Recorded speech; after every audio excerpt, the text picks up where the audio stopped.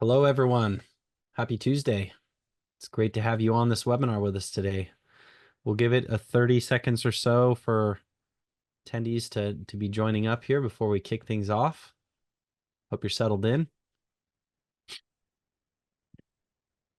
While we settle in, Devin we've got some geography bingo. I'm out of the Pacific Northwest. Christian, where are you out of right now? I'm in Denver, Colorado, enjoying some sunshine. There you go. And Devin's on the Denver. coast in Mexico somewhere. Yeah, Puerto Vallarta. vacationing. Yep, Love it. Look at that. What a love diehard. This guy's like webinar, still gonna do it from vacation. it. So Hey, this is important, so I'm all in. amazing. Amazing. All right. Well, we'll get started here. Let's get rolling. We should have some more folks joining, but we've got a couple on. Let's get rolling. All right, this is part two. So we talked last time about a ton of good stuff. We won't rehash all that, but just to get everyone up to speed who maybe forgot, it's been a couple weeks, like really quickly, Devin, why don't you actually, I guess we should do intros too. Sorry. Mike Yeah, Doloff, that's fine. Inflow. Christian, you want to introduce yourself, then Devin, and Devin, talk about the project. Go ahead. Yeah, my name is Christian Luno, Regional Vice President of Sales at Level AI, where we provide auto QA, conversation intelligence, screen recording, and agent assist tools to leading customer experience organizations like Bakkt. So, Devin, I'll hand it over to Right. you. Absolutely. Thank you, Christian. My name is Devin Farnsworth. I'm a director of the contact center and customer servicing at Bakkt.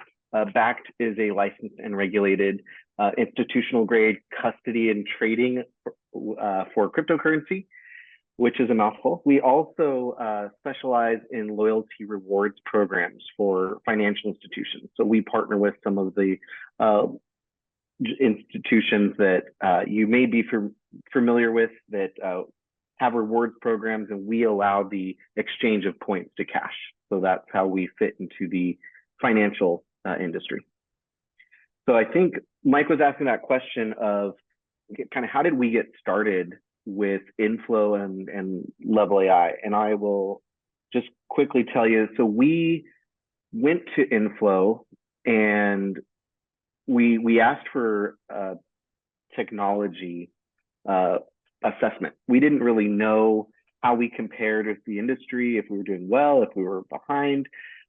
We worked with the Inflow team. They really they took the time to understand our business. They took the time to really ask all the key stakeholders some in-depth questions. It didn't take long at all. After a few weeks, we saw a report that was several pages long of things that we were doing really well on and things that we could improve on. So one of those items that kind of was towards the top of the list for us that was, we didn't realize how much time and money we were putting into having humans a quality check such a small, like less than 5% of all the calls that actually came in. So that's when Inflow introduced us to several possible vendors, and Level was one of them. That's amazing. That's great. So how did you build I think a lot of people are really curious and interested in buying AI technologies and things like with Level, but there's so much noise. And so like, how did you go from, okay, so you got some direction of, hey, we should prioritize this. You started looking at vendors. Take it from there to go a little deeper on like, how did you evaluate the vendors? And then how did you, when you landed on Level or part of that, like, how did you build that business case internally and get people on board and get people willing to write a check like, hey, this is a good investment? Yeah, absolutely. So I would say that, so we initially met with Level and a few other vendors. One of the things that stood out to us that was super important to us is we needed confidentiality. We needed to make sure that our data was not being shared with some of those larger AI systems that are out there that people are able to quickly use and learn about AI nowadays. But Level stood out to us because all of their systems are internal, and they are the ones that train it for us. They do all of the heavy lifting for us, and our customer data we know is secure. So we went through all of the steps to make sure that our security team has signed off on it ahead of moving forward with them. So that was one big piece. We then really had to look at what's the use case here. we identified that we had two good sized teams of agent level people that were on our quality assurance team. They were only able to do about 2% of call reviews. So let me tell you a little bit about implementation. So we built the business case, and we basically said, look, we are spending X amount of dollars in customer issues, right? We believe that with Level AI, or at the time, we didn't know which vendor. We just said, we know that there's a better vendor out there that's able to give us an understanding of what's going on in these calls that will allow us to actually take action. Once we saw Level AI, they have a product called Voice of the Customer, and that will enable us. That does enable us today, after implementation, to really understand the calls that are coming in, and not just like a disposition or a category of the call, but an in-depth overview of what happened. Is there anything outstanding from the agent end or the customer end? So that product is very important to us. I think that it internally, after we did all of our security reviews and our exec team kind of looked at it, it just made sense with the money that we were probably spending in, making it right for the customer and being able to reallocate the resources. So again, we weren't just trying to terminate people, but our quality assurance team has actually converted to be called Quality of the Contact Center. And so they don't spend their time listening and grading yes and no questions anymore. They're actually spending their time collaborating with supervisors on how the people can be better. So just even rethinking how you do quality assurance and how you leverage your workforce was important to us. And all of that came together. We moved through implementation. The implementation phase, and Mike, tell me if I'm going too fast. Did I Before you get to implementation, please, yeah, Christian's probably chomping at the bit, but I got one thing too. So this is a really interesting thing. So your quality team kind of shifted roles. I mean, would you describe them now as they're spending more of their time on the coaching and working on programs and enablement and stuff like that? I mean, is that where they're spending their time effectively? Yes, we actually have them interface with a contact center like project management team that's overseen by the PMO that we have, that allows us to truly drive improvement both in the contact center and in the products that we offer. That's super cool. That's a really interesting. I think people forget that, right? Like they're not spending their time hunting and pecking and reviewing. The system's automated that. And you obviously feel confident about the data coming out too. So did you, did that like how long did that transition happen where they were like, where you got comfortable that like Level's doing the QA for us now, we're good there. Let's now ship the folks somewhere else to spend their time elsewhere? Yeah. So we do about 5% of the quality checks that we did previously. We still do a little bit manually so that we can double check and make sure. We haven't yet had any major issues that I would say was a negative experience. It took a total of about 4 months from the time that we started scoring in Level AI to have us as humans be comfortable in what was being scored and why. And Christian, do you think that that's kind of a normal time frame? Is that fast? I think it could be different for other companies. I think that's probably normal, right? Like for an implementation, you're looking at anywhere from 6 to 12 weeks just to get data integrated, train the models. But change management then becomes the core focus of any implementation, right? Getting agents comfortable with it. How am I being scored? What are my expectations around accuracy? Because I think, with all the noise around AI, it's unreasonable to expect 100% accuracy, but 85 to 95%, depending on the type of question that you're asking, that's certainly a reasonable expectation. But making sure that the agents know, like, hey, organizationally, we're not expecting 100% accuracy of the QA, but what it is going to surface for us is trends, right? Over the last 30 days, what percentage of the time did you open the call correctly? How often are you showing empathy in the right places? And whatever that scorecard is really designed to capture, it's really a little bit less about the individual interaction, but how can we zoom out and get some macro level insights on each agent, on each team, potentially each BPO? How is each one of our customers being served? So I think articulating that correctly, getting it into their hands, showing them the feedback mechanisms of how you can tell the AI when it got it right versus when it may have gotten it wrong. That's all important. So it does take a little bit of time for you to roll out and really get agents comfortable with it. But I would say, like, we have customers that have their sales organizations, and their commission and their compensation is actually now tied to those macro level trends. So there is this world where agents can rely on auto QA.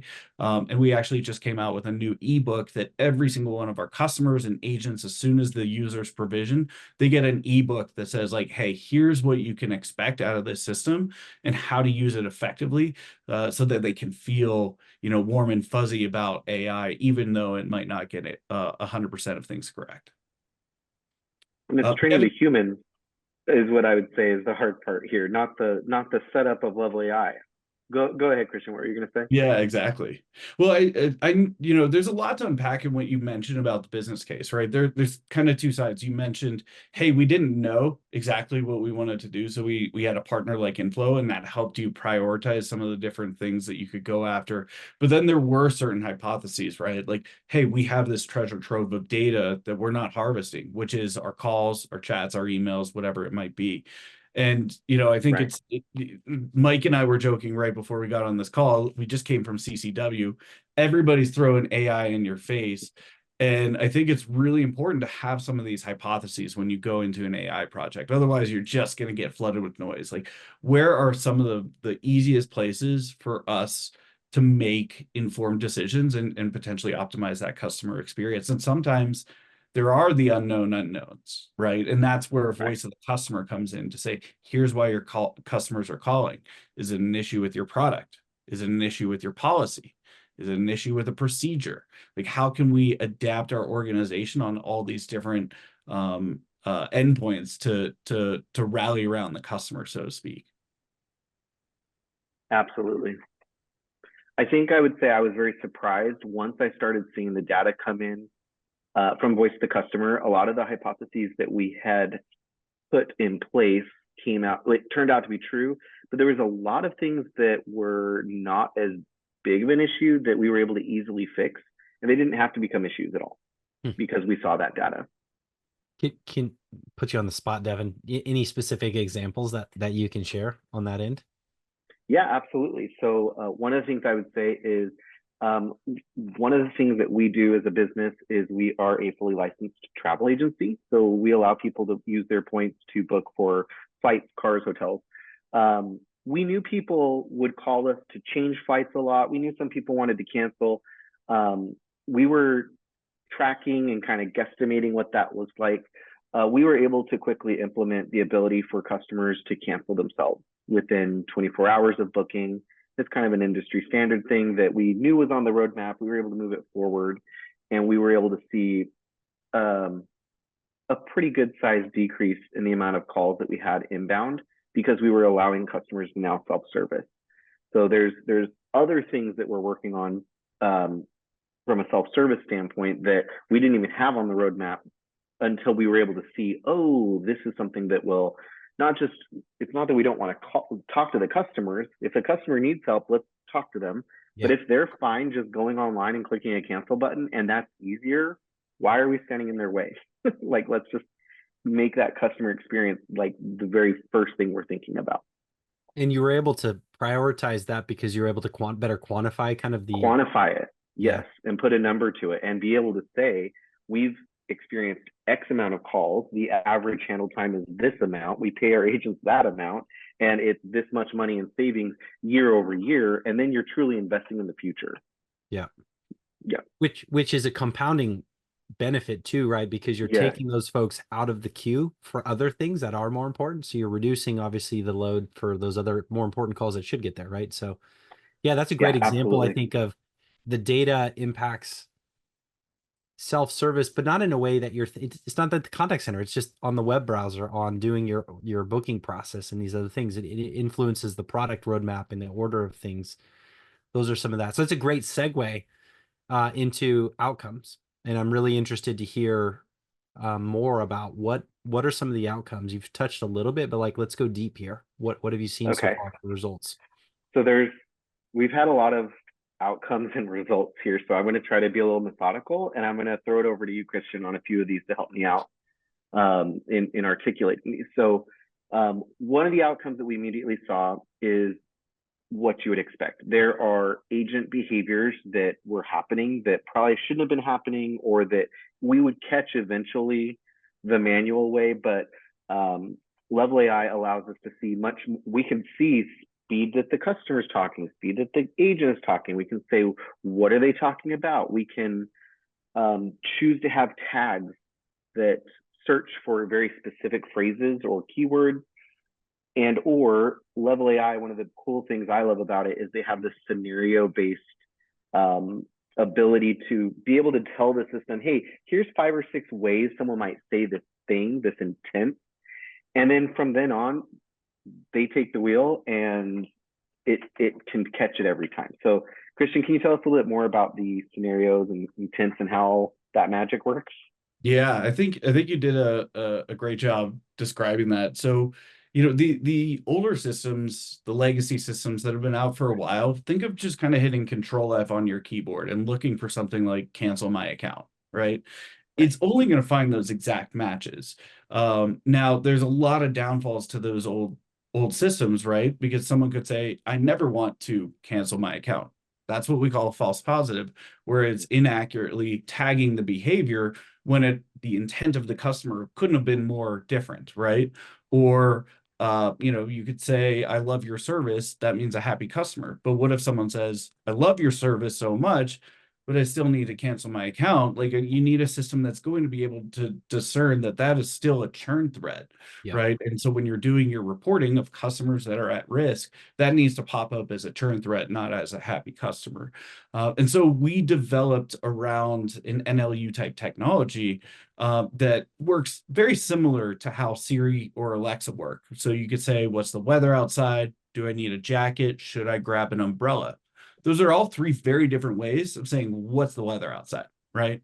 And so we created an intent modeler so that when you want to look for cancel my account, you just give us 5 training phrases instead of hundreds and hundreds of keywords. Mm. And the idea is the cost of setting that up and the cost of maintenance is much lower, and you get much higher accuracy, no more false positives, but also it's capturing the nuance of how every human uniquely speaks. So you're also picking up much higher coverage of those behaviors, because someone could say, I want to cut the cord, or I don't want to use y'all no more. And our system's able to pick up that that's still an intent about canceling an account. So there's really powerful innovation going on in AI. And that's just, you know, that's just something we've been doing for 4 years. Now we live in this world of GPT and LLMs, Yeah. where we don't even look at just the one sentence that the customer said. We can now look at the whole length of the conversation and understand, you know, what is developing throughout. And that's giving us untold amount of possibilities, especially when it comes to automating the scoring of a quality assurance scorecard. So I'll give a quick example there. You know, in the past, there could be something like on your scorecard, did the agent express empathy when the customer was frustrated? Now, you would look for maybe an apology, right? I'm sorry. Even with that intent system that I described, there's going to be a limitation, because the agent could say, I'm sorry, can you repeat your phone number? I didn't get that. That's not an apology, nor is the customer frustrated in that moment. These GPT models now allow us to first determine, is the customer frustrated? If so, was there a genuine apology, and was that apology related to that frustration? So this world of GPT has really opened up a lot of capabilities for us that had limited even that fancy intent modeler that I had just described. You know, and that hopefully that helps cut through a little bit of the noise of like, what is AI? You have to open up the hood. You have to understand what technologies are powering this. Is my data going to something like OpenAI in the background, or is it being done on a contact center specific model, and my data is not being used to train other models? And I think that's, you know, a word of advice that I would give everybody, is to really open up that hood try to do a free POC and really see what the output looks like, because that's what separates all the vendors in the pack from those who are just kind of slapping a logo on top of OpenAI versus those that do this for a living. Right. Hey, Christian, really quickly, something you said. Yeah, I definitely agree everything you said, but I would say for anyone that's listening right now, you don't have to be an expert. Like Christian, his team, the Inflow team, like there are so many people that are already experts that will guide you through. And I've learned a lot, and I wanted to learn a lot. If you're wanting to just a plug and play type system to that proof of concept that Christian's talking about, really would be a great option for you. Because it has so much that Level AI does out of the box that is really for me, it was mind boggling when I first saw it. So thank you, Christian. I agree with everything you said. I just wanted to say, like, as much as like security is going to be top of mind for a lot of the people here, they don't have to be the experts if they don't want to be. Yeah, I think that's a great point. Yeah. When I work with customers, there's usually two big deciding factors. One is, Yeah. how is this AI insight coming to me? And I think we talked a little bit about like the how, but also the idea of like future proofing, right? And choosing a vendor that's going to be able to kind of grow with them over time. Can you talk maybe a little bit about how that Please. fell into your consideration set? This was a huge part. Great point. So I think that while we were not looking to reduce headcount in any way, we wanted to be considerate of the budget that we had for our contact center. So as we've seen natural attrition, we have not had to backfill. So definitely there's been some positives, because Level AI has really allowed us to scale. I won't say infinitely, but really easily. Like we can add several large new accounts, and because we're only doing maybe 10% of that manual listening that we were doing before, we don't have to add any headcount at all. From a cost standpoint, it's neutral to us. We will be able to operate with very few individuals if we wanted to.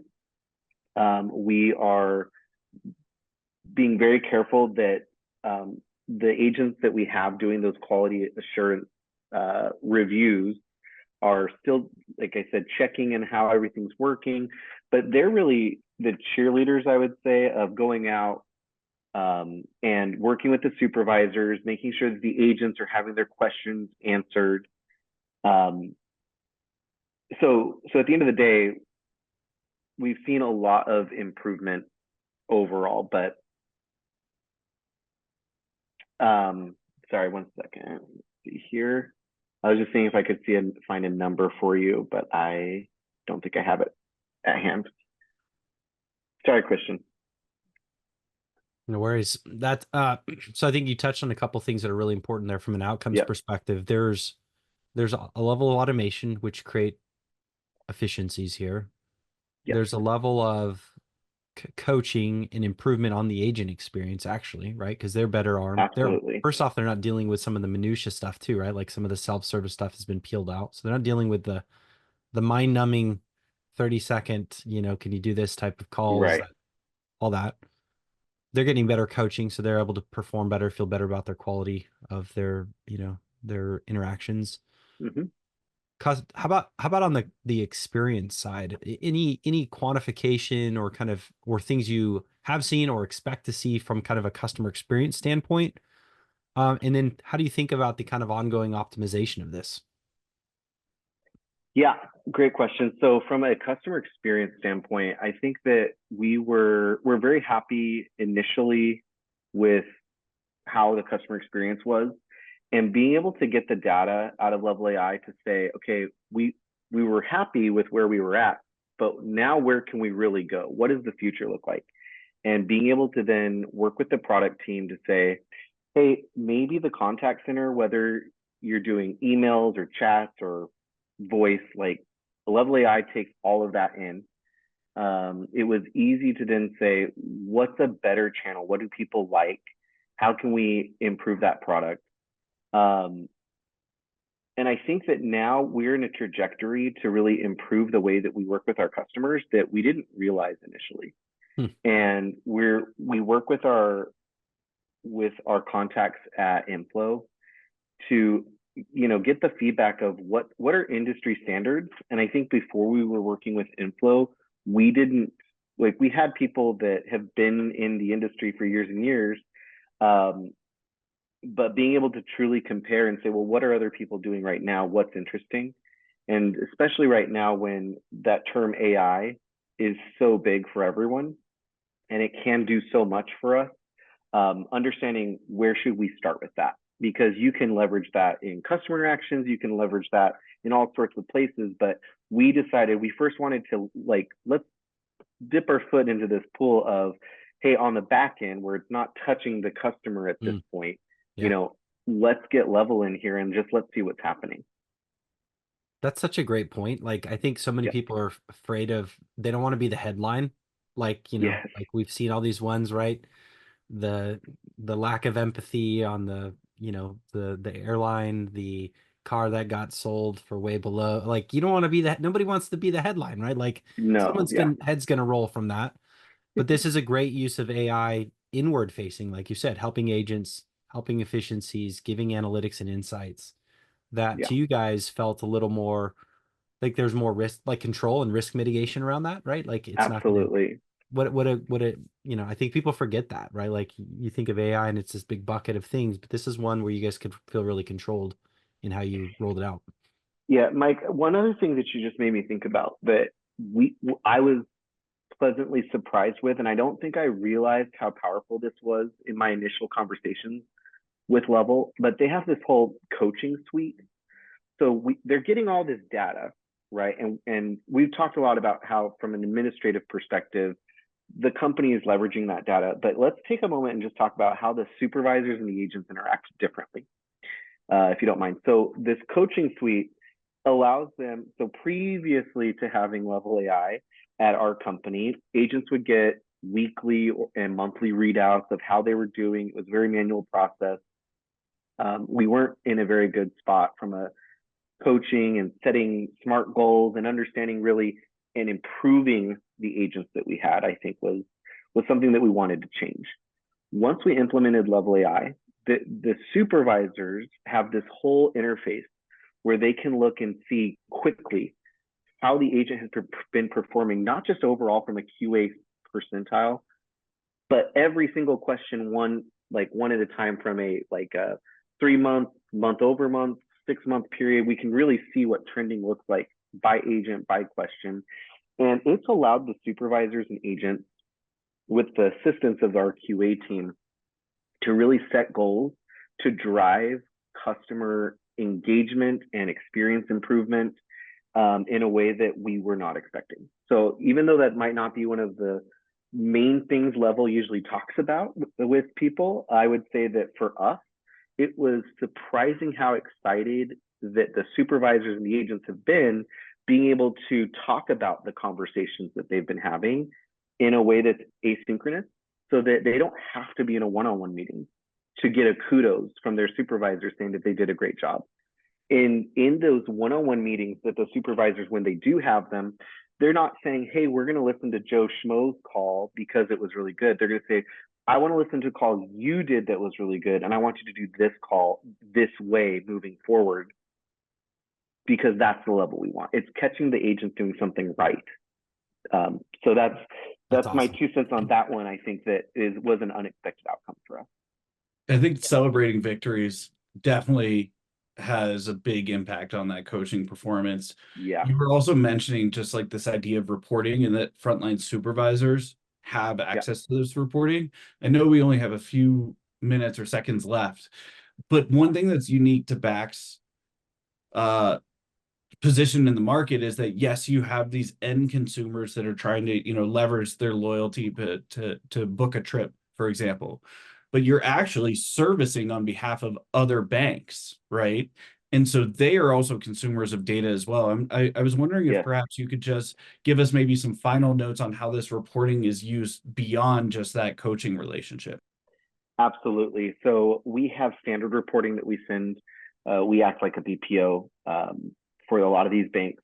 And we've now been able to have, at a very at a good price point, honestly, for everyone, for just a little bit extra, we allow the BPOs full access to listen and access all the reporting that we get, just like we would get it. And the people that do end up opting into that product with us, which is honestly, that product is Level AI, but being able to get a little bit of money back and having that be a pass-through cost for us, and providing better servicing for our client, like they're happy all around. I've not had one client, after they've seen what they're getting out of it, I've not had any negative conversation about that.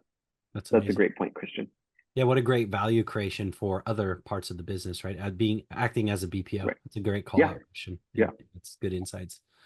I know we're right at time. Last thing, succinct as possible. One piece of advice, having gone through this journey, one piece of advice to leave with the crowd here. My advice would be get started. Contact someone from Inflow, get connected with Level, start asking the questions. You don't have to be the expert. There's a lot of experts out there that will answer any questions that you have, but do a proof of concept like Christian talked about and get started. Get started. Yeah. Yeah. No more analysis paralysis. I love it. No, let's move. Devin and Christian, you guys have been amazing. Such good insights you guys shared with across the two sessions. Really appreciate it. Devin, especially you on vacation, spending time with us. Much appreciate. Get back to your margaritas or whatever and enjoy of course. it. Everyone else, thanks for tuning in. Take care, everybody. Bye-bye. Great. Thank you. Bye.